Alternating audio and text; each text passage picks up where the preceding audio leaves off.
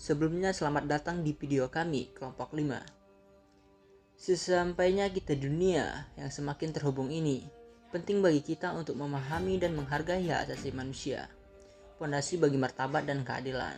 Maka dari itu, kami kelompok 5 mengajak, mari kita terbang dan memahami tentang dunia HAM atau hak asasi manusia.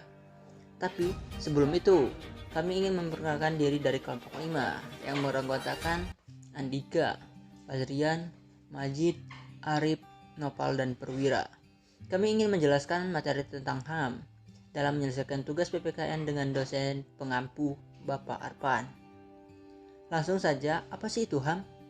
Hak asasi manusia secara tegas diatur dalam Undang-Undang Nomor 39 1999 Pasal 2 tentang asas-asas dasar yang menyatakan Negara Republik Indonesia mengakui dan menjunjung tinggi hak asasi manusia dan kebebasan dasar manusia sebagai hak yang secara kodrati melekat dan tidak terpisahkan dari manusia, yang harus dilindungi, dihormati, dan ditegakkan demi meningkatkan martabat kemanusiaan, kesejahteraan, kebahagiaan, dan kecerdasan serta keadilan.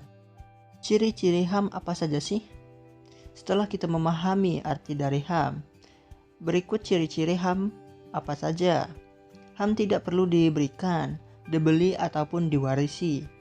HAM merupakan bagian dari manusia secara otomatis.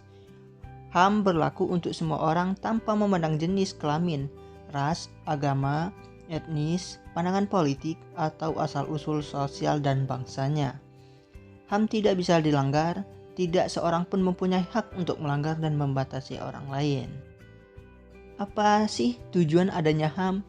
HAM adalah alat untuk melindungi orang dari kekerasan dan kesewenang-wenangan.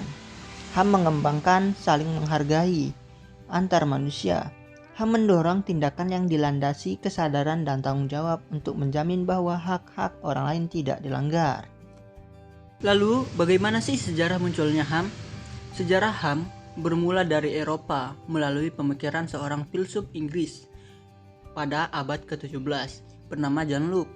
Ia menyatakan adanya hak kodrati atau natural rights yang melekat pada setiap diri manusia, yakni hak atas hidup, hak kebebasan, hak milik. Sejarah perkembangnya HAM juga ditandai dengan adanya 3 peristiwa penting, yakni Magna Carta 1215, Revolusi Amerika 1776, dan Revolusi Prancis pada tahun 1789. Sistem pemikiran HAM disuarakan secara internasional ke seluruh dunia untuk memperjuangkan HAM untuk diakui, dihormati, dilindungi, dan ditegakkan demi harga diri dan martabat manusia.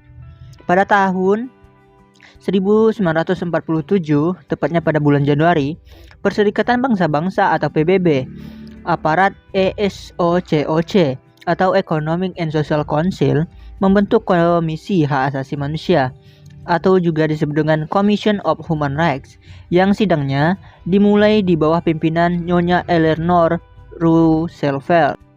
Hasilnya berupa Universal Declaration of Human Rights atau DUHAM dan pernyataan sedunia tentang hak-hak asasi manusia yang terdiri dari 30 pasal dari 58 negara yang terwakili dalam sidang umum tersebut. 48 negara menyatakan persetujuannya, 8 negara abstain, dan 2 negara lainnya absen. Kemudian setiap tanggal 10 Desember diperingati sebagai Hari Hak Asasi Manusia Internasional. HAM di Indonesia apa saja sih? Ditinjau dari berbagai bidang, HAM meliputi hak asasi pribadi atau personal rights, contoh hak kemerdekaan, menyatakan pendapat, hak memeluk agama. Kedua, hak asasi politik atau political rights, yaitu hak diakui sebagai warga negara, misalnya memilih dan dipilih, hak terikat dan hak berkumpul.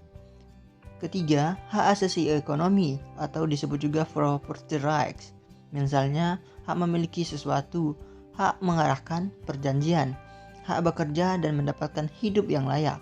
Keempat, hak asasi sosial, dan kebudayaan atau juga disebut dengan social and cultural rights. Misalnya, mendapatkan pendidikan, hak mendapatkan santunan, hak pensiun, hak mengembangkan kebudayaan dan hak ekspresi.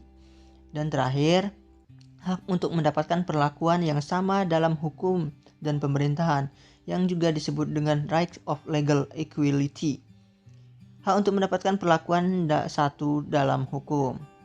Lembaga yang menaungi HAM di Indonesia apa saja sih? Di Indonesia ada Komnas HAM, salah satu lembaga yang menaungi HAM di Indonesia. Komnas HAM adalah lembaga mandiri yang kedudukannya setingkat dengan lembaga negara lainnya yang berfungsi untuk melaksanakan pengkajian, penelitian, penyeluruhan, dan pemantauan, dan juga termasuk mediasi hak asasi manusia. Lalu, apa sih tujuan adanya Komnas HAM? Komnas HAM memiliki tujuan, yaitu mengembangkan kondisi yang kondusif bagi pelaksanaan hak asasi manusia sesuai dengan Pancasila, Undang-Undang 1945 dan Piagam PBB, serta Deklarasi Universal Hak Asasi Manusia. 2. Meningkatkan perlindungan dan penegakan hak asasi manusia guna berkembangnya pribadi manusia di Indonesia secara seutuhnya dan kemampuannya berpartisipasi dalam berbagai bidang kehidupan. Apa saja sih yang termasuk dalam pelanggaran HAM? Berikut kasus-kasus pelanggaran HAM yang bersifat berat, meliputi pembunuhan massal atau juga genosida.